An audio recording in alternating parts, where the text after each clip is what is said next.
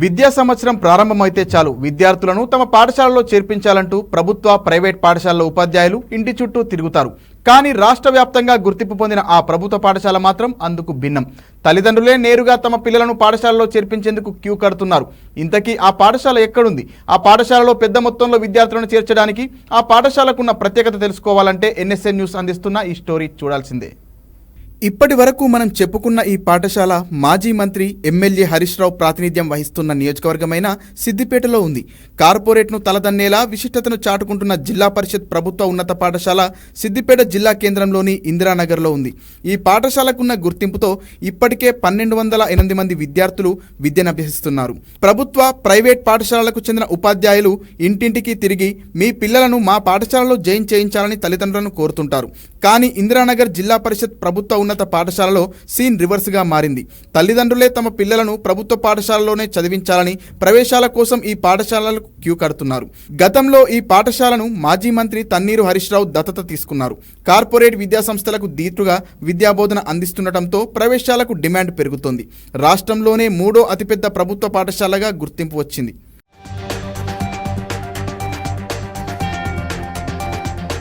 ఇందిరానగర్ ప్రభుత్వ పాఠశాలలో ఈ విద్యా సంవత్సరానికి గాను 6 నుంచి 10వ తరగతి వరకు ప్రవేశాలకు ఈ నెల 12వ తేదీ వరకు ఆన్లైన్ ద్వారా దరఖాస్తులు స్వీకరించారు. 6వ తరగతిలో 200 సీట్లు ఖాళీగా ఉండగా అదే పాఠశాల ప్రాంగణంలోని ప్రాథమిక పాఠశాల విద్యార్థులు 5వ తరగతి పూర్తి చేసి 6వ తరగతి ప్రవేశం కోసం 61 మంది వచ్చారు. ఇంకా 129 సీట్లను ఇతర పాఠశాలలకు చెందిన విద్యార్థులను ఎంపిక చేస్తారు. 6 నుంచి 10వ తరగతి వరకు 161 సీట్లు ఖాళీగా ఉండగా 630 మంది విద్యార్థులు దరఖాస్తు చేసుకున్నారు.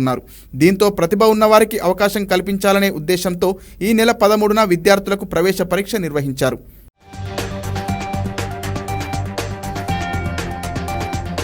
రాష్ట్రంలో 3వ అతిపెద్ద పాఠశాలగా గుర్తింపు పొందిన ఇందిరానగర్ జిల్లా పరిషత్ ప్రభుత్వ ఉన్నత పాఠశాలను హైదరాబాద్కు చెందిన ఇఫ్లూ యూనివర్సిటీ దత్తత తీసుకుంది.